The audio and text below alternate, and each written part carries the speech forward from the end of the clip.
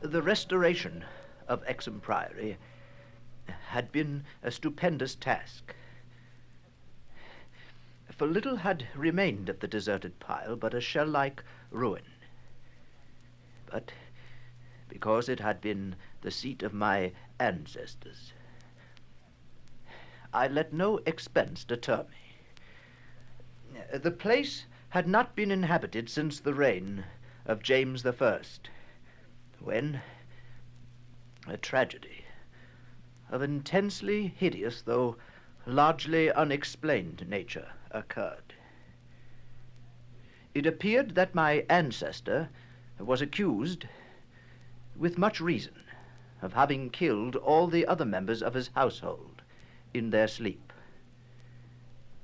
This deliberate slaughter, which included his father, as well as 3 brothers and 2 sisters, was strangely condoned by the villagers and slackly treated by the law. With this sole heir nevertheless legally denounced as a murderer, the estate had reverted to the crown, the accused man making no attempt to exculpate himself or regain his property. Shaken by some horror greater than that of conscience or the law, and expressing only a frantic wish to exclude the ancient edifice from his sight and memory, Walter de la Power fled to the United States, where, by the end of several generations, the family had achieved a proud and honorable, if somewhat reserved and unsocial, Virginia line. After the Civil War, the family moved north. I emerged and grew to manhood, to middle age, and to ultimate wealth within the grayness of a Massachusetts business life. My wife, Emily, died shortly after the birth of our only son, Alfred. And Alfred, in the Aviation Corps in 1917. They both had died, leaving me old, bereaved, and aimless, a retired manufacturer. I traveled, eventually to England, eventually to Manchester, eventually to the ancient family seat, Exham Priory itself, a jumble of tottering medieval ruins covered with lichens, perched perilously upon a precipice, denuded of floors and other interior features save the stone walls and the separate towers. The priory had been allotted to the estate of the Norris family by the crown. And now, 3 centuries later, I purchased the ruin for a surprisingly reasonable figure and resolved to divert my remaining years by restoring my ancestral home.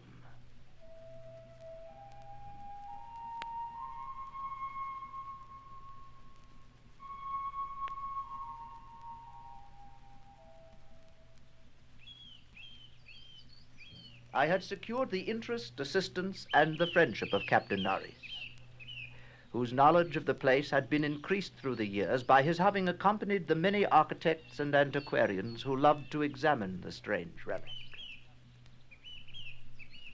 Mind your foot on that big stone over there. The architecture, you see, is peculiarly composite. Gothic towers resting over there on Saxon or Romanesque substructure. The foundation is of a still earlier order, blend of orders, I suppose, Roman or even Druidic or native Cymric, if legends speak truly. And merged on the one side, you see, down here, with the solid limestone of the precipice. Amiable Captain Norris. The place and its ancestry had an almost consuming fascination for him. He knew every detail of its history and its former structure, and became of inestimable help in the reconstruction. The priory itself actually stands on the site of a prehistoric temple. Yes. A druidical or anti-druidical thing which must have been contemporary of Stonehenge, dates like that. Well, it's unfortunate that our neighbors aren't all antiquarians such as you, Captain Norris. I had not been in Anchester a day before I knew I came from an accursed house. Oh, yes, the country folk around here have their own sense of tradition, I'm afraid. They hated the Priory hundreds of years ago when your ancestors lived here. And they hate it now, with the moss and mould of abandonment on it. We'll have to go outside of the immediate vicinity for our workers. You see, it isn't so much hatred as the almost unbelievable fear they have of the place. And the scope appears to include both the Priory and, I'm afraid, its ancient family. Yes, I don't seem to be able to convince the villagers how little I know of my heritage. Oh, but to them a lineage is beyond a message of knowing.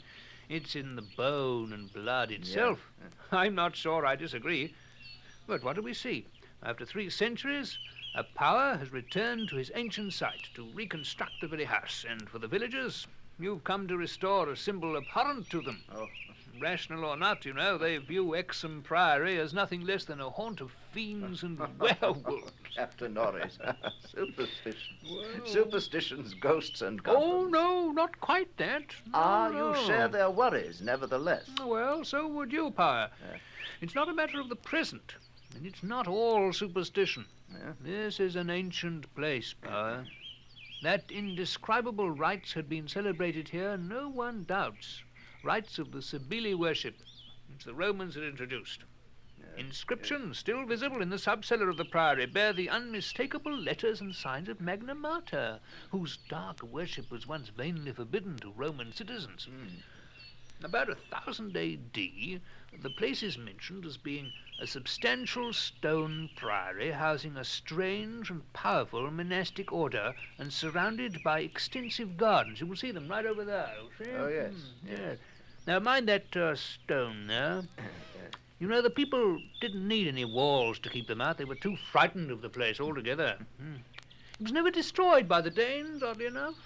After the Norman conquest, it must have declined tremendously. There was no impediment when Henry III granted the site to your ancestor, Gilbert de la Poer, he was called then, first Baron Exham in, I think, 1261. Yes, well, then it's the location, the house, not the family that inherits the bad name. Well, they became aligned, you see, and not, so far as we know, unwillingly. True, before their occupation, the family bore no evil report, but something strange must soon have occurred. You know, in one chronicle, there's a reference to a de la Poer as cursed of God. It's a strange phrase. Village legendary had nothing but evil and frantic fear to tell of the castle. The fireside tales were of the most grisly description. All the, mind your head down, all the ghastlier because of their frightened reticence and cloudy evasiveness. I'm afraid they represented your ancestors as a race of hereditary demons. But what precisely happened, Norris? What went on? Well, there are the vaguer tales. Hackneyed spectral lore, perhaps. Wails and the usual howlings heard around the place. Graveyard stench after the spring rains. The servant girl who'd gone mad at what she saw in the full light of day in the Priory. The accounts of vanished peasants are less to be dismissed, though not especially significant in view of medieval custom. Prying curiosity meant death, and more than one severed head had been publicly shown on the bastions around Exham Priory. Ah, yes. Well, it's difficult. A few of the tales were exceedingly picturesque. For instance, the belief that a legend of bat-winged devils kept witches' Sabbath each night at the Priory, a legend whose sustenance must explain the disproportionate abundance of coarse vegetables harvested in the gardens. But most vivid of all, there was the dramatic epic of the rats. The rats? Yes, the scampering army of obscene vermin which had burst forth from the castle a couple of months after the tragedy that doomed the place to desertion 3 centuries ago now. You know, a lean, filthy, ravenous army which had swept all before it and devoured fowl, cats, dogs, hogs, sheep, and, you know, even 2 villagers before its fury was spent. Yes, around that unforgettable rodent army a cycle of myths revolves. It scattered among the village homes and brought curses and horrors in its train. Yes, and that was just 3 months after Walter de la Power had murdered his family and fled to Virginia. Yeah, yes, I should say about that. You know, one thing puzzles me about that murder. Walter de la Power must have known for years the sinister tales about his family, so that this material could have given him no fresh impulse. I can scarcely conjecture what discovery could have prompted an act so terrible. What had he witnessed or stumbled upon? Oh, take this path down here. Yes. The general whispered sentiment seems to have been that he purged the land of a memorial curse.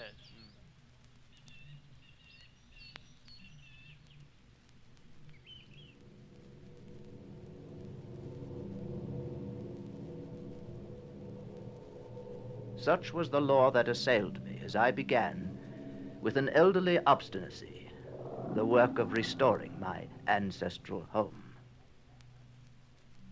While living with Captain Norrie's family during the restoration of the priory, I collected many such tales of superstition or fact. But it must not be imagined that they formed my principal psychological environment. I was constantly praised and encouraged by Captain Norrie's and the antiquarians who surrounded and aided me. When the task was done, over 2 years after its commencement, I viewed the great rooms with pride. Wainscoted walls, vaulted ceilings, mullioned windows, broad staircases, all there, all as it had been. Every attribute of the Middle Ages was cunningly reproduced. The new parts blended perfectly with the original stone walls and foundations.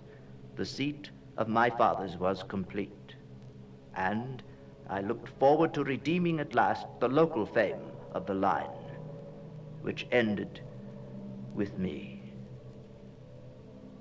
The interior of the old house was, in truth, wholly new, and free from old vermin and old ghosts. The first incident occurred 6 days after I moved into the priory. That night, dispensing as usual with a valet, I retired to the west tower chamber, which I had chosen as my own. The room was circular, very high, and without wainscoting, the stones being hung with tapestries. I did not draw the curtains, but gazed out at the narrow north window, which I faced from the canopied four-poster. At some time, I must have fallen quietly asleep, for I recall a distinct sense of leaving strange dreams.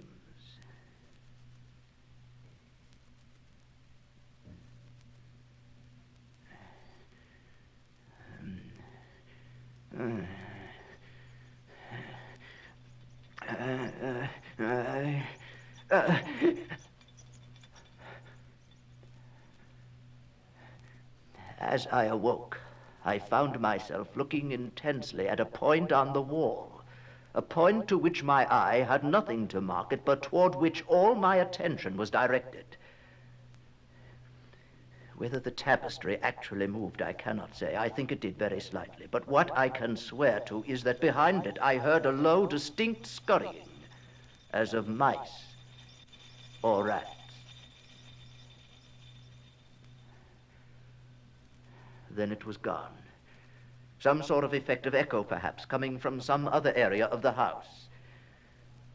There was no need of my looking behind the arras, for the walls were of solid stone, several feet thick.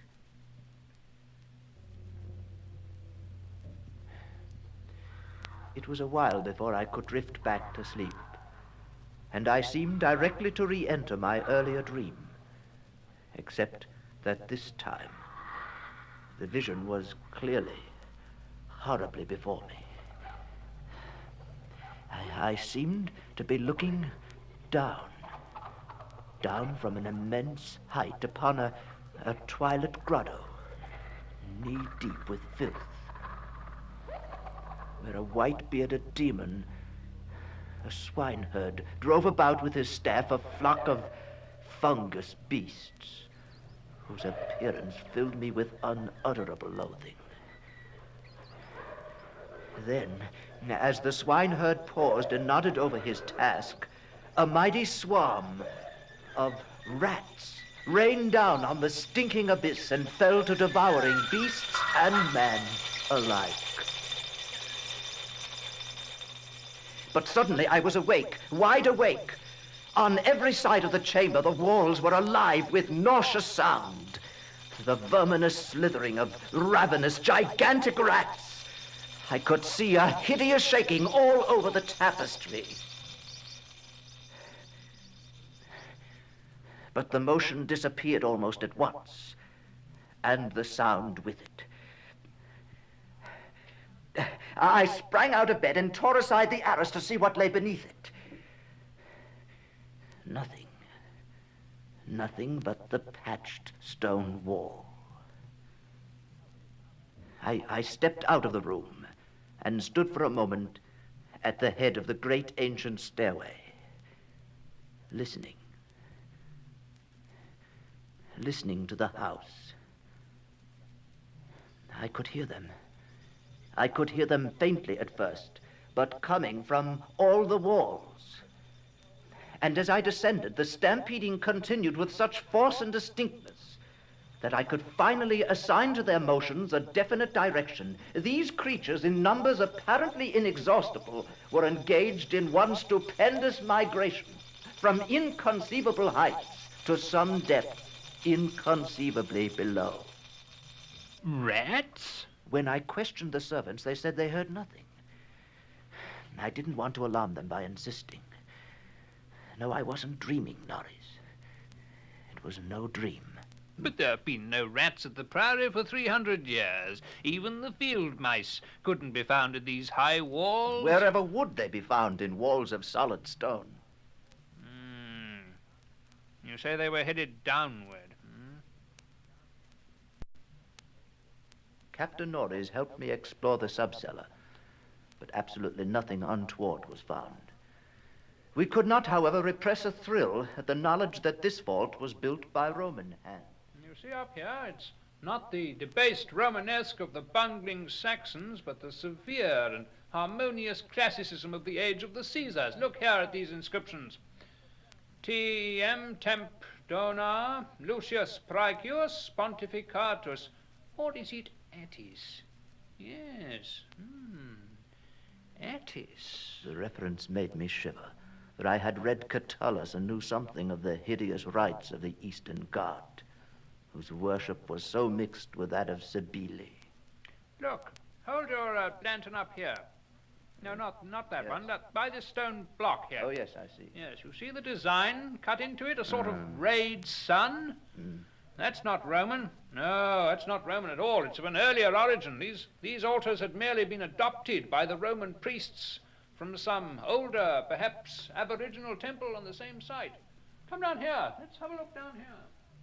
Norris and I determined to pass the night in the crypt, and couches were brought down by the servants. We retired with the lanterns still burning to await whatever might occur. The vault was very deep in the foundations of the Priory, and that it had been the goal of the scuffling and unexplainable rats, I could not doubt. But why? Why? As we lay there expectantly, I found my vigil occasionally mixed with half-formed dreams. I saw the twilit grotto and the swineherd, the fungus beasts wallowing in filth. They seemed nearer and more distinct. I could almost observe their features. Beasts, but not exactly beasts. They became more distinct as I watched, looking up at me. Terrifying. Norris, wake up, Norris. Wake up. What is it, Pa? What's wrong? Did you hear them? Did you hear them, Norris? What? The rats. Rats? I heard nothing at all. Still downward. They were going still farther down. No. There are cellars below us, Norris. Cellars? Norris, was it hallucination? Was it madness? Why have they stopped? Why have they stopped? Why is it silent now? Perhaps you've been shown what certain forces wish to show you. They were headed downward. In this altar, see, Norris? The lantern flickers at the crevice here between the altar and the floor. There must be some kind of... By Jove! There must be some way of descending, some door, some kind of entrance. Balanced by some sort of counterweight, I expect. You see, look here, look. Yes.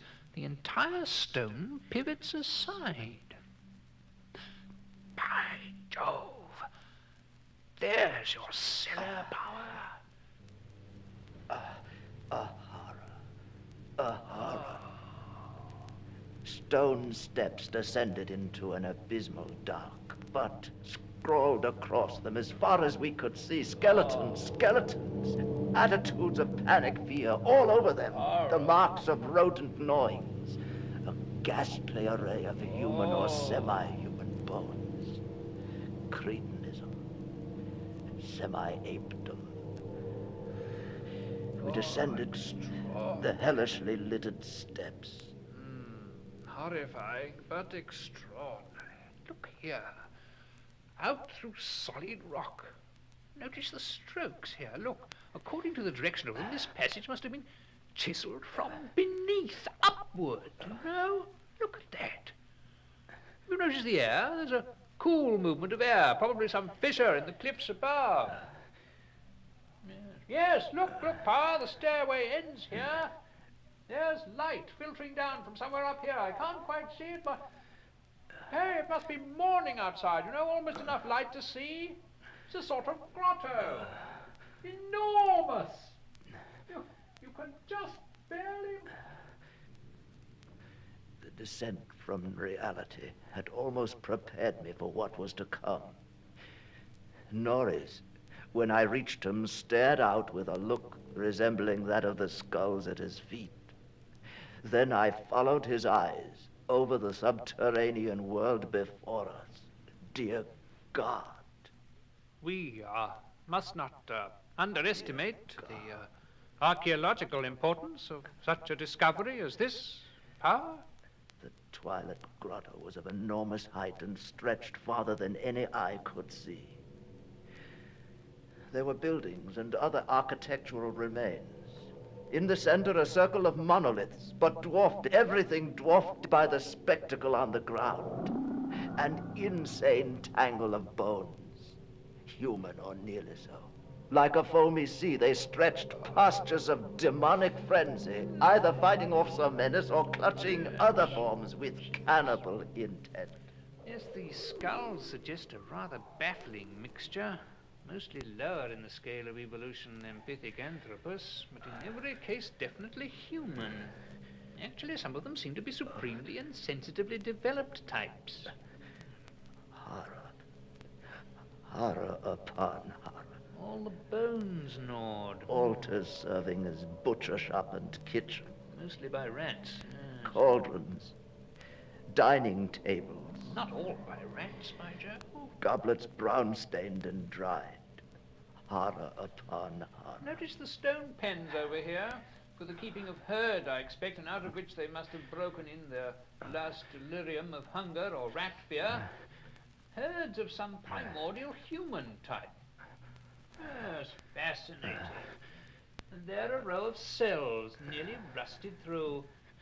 Their tenants still locked inside. And on the bony forefinger of one, a seal ring with my own coat of arms. Strange ideographic carvings here on some of the skulls. Here. Look at this, Pa. You know, I believe they're Phrygian in origin. Cases of formally arranged bones with parallel inscriptions in Greek and Latin. Still downward. I could hear them. Where else could they draw me? Across the grotto, carrion pits of sawed bones, picked bones, open skulls, nightmare chasms, unhallowed centuries grinning their unnameable fancies. Then to the edge of a depth hideously foreshadowed by my dreams. An apparently boundless depth. Power, there's no end to it. A great mouth, lined with human debris, spewing, swallowing, yawning out from the primordial... Power, stay out of it, man! The rats, questing new horrors, determined to lead me on. I ran, following them. Power!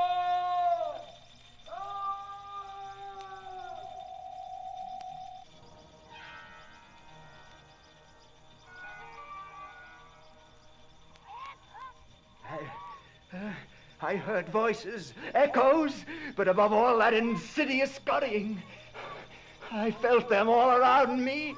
I was one of them, part of the ravenous army that feasts on the living and the dead.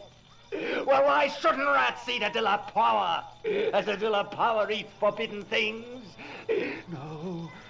No, I am not that demon in the Twilight Grotto. It's not Nari's body I tear apart.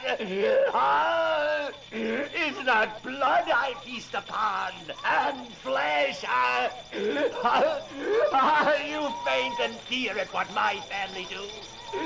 Hast blood thou stinkest, I'll learn you how to curse. Worldly Schweingebietel Weib. Magna Mater! Magna Mater! Atis! Augustus Durgot!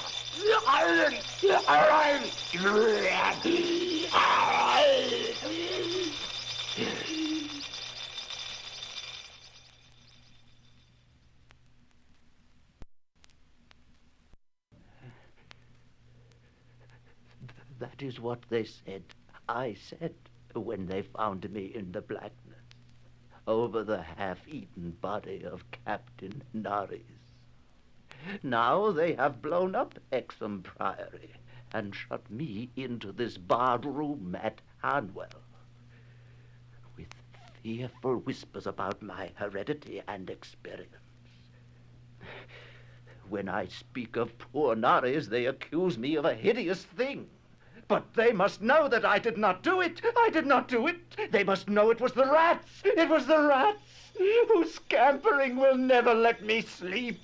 The demon rats that race behind the padding of this room and beckon me down to greater horrors than I have ever known.